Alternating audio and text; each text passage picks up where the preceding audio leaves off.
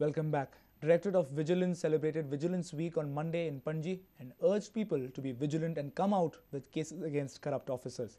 Additional Director of Vigilance Arun Desai appealed to the people not to file anonymous complaints as they may not stand. In view of the rising corruption in the administration across the nation, State Vigilance Department has started Vigilance Awareness Week for public. Vigilance Department officials guide people about the role of Vigilance Department and procedure of filing the complaints. What is important is just writing a complaint to either of this doesn't solve the purpose. Please keep in mind. Further to that, whenever you lodge a complaint, your complaint should be specific. Because I can tell you that there is corruption going on in RTO. It's a plain statement, that doesn't help. I am telling them, you please lodge a complaint with specific details, at least to the effect of the designation of the person, what is the act that has been committed or an act of omission that has been done by that particular person, okay, and the minimum possible evidences, because of late ज्यांना करप्शनाची गरज जाता ज्यांना कोणाचे red मारता त्यांना तुम्ही मीडियाक सांगचे मीडिया कडल्यान लोकां मेरेन पावचे आनी छापून येवचे अशें छापून येवचे की दुसरो कोण करप्शन करतलो त्याच्या आंगार पातळो. In a discussion session, social activist Sabina Martins raised an issue of Tomatino Festival.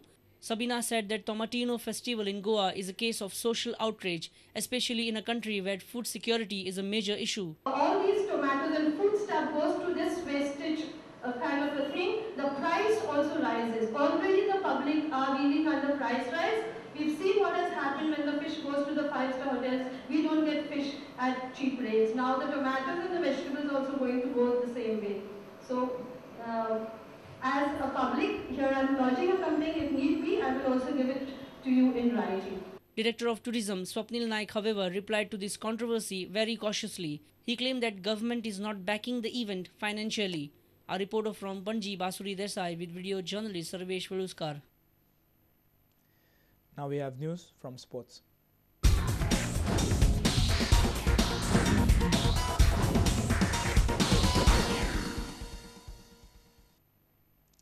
Sporting Club de Goa prevailed over Shillong Lajong in the 7-goal thriller at Nehru Stadium in Fatorda on Monday.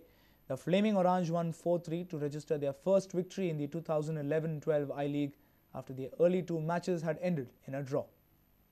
Sporting Club de Goa came into their own after conceding the first goal to Lajong. Ogba Kalu provided the equalizer. The match was gripping affair as Lajong once again took the lead before going into the half-time interval. Vitorino Fernandes scored a brace after the break to put Flaming Orange ahead, after the home side failed to maintain that lead for too long. However, Sporting pulled off the winner when James Morga scored his team's fourth goal in the 72nd minute. It was a fine victory for the Goan side, which had failed to win the earlier two games despite playing well. Meanwhile, Sporting put up an entertainment program with their mascot Zumba doing its bit as well. However, it seems that Goan crowd is far too susegad to come to the stadium to support their team. Coaches of both teams interacted with media after the match. Because we went ahead, I think we deserved to be ahead. We should have been probably two ahead before we conceded that silly goal. It's disappointing because obviously James is a threat, James Morgan, but we dealt with the first ball.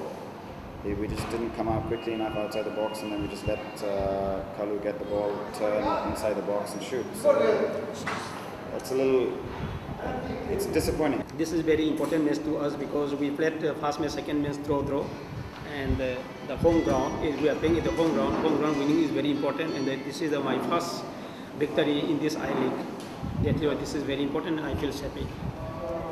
What was when you went for dressing room? What was this? What you told me about? Oh, this is technically. I have given my appreciation and the congratulations to them for a very hard work. A reporter from Fatorda, Samir Bhatt.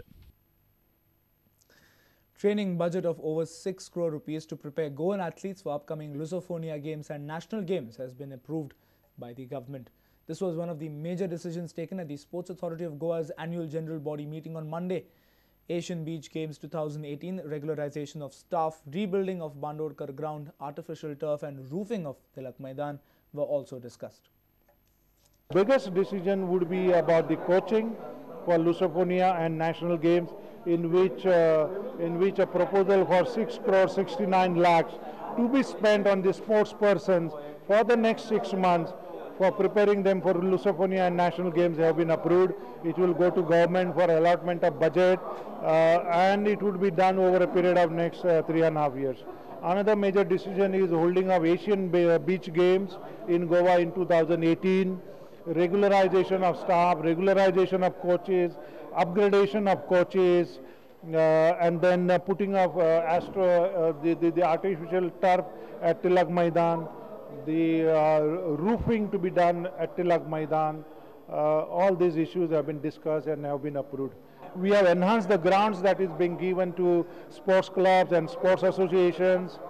So that's a major decision for today.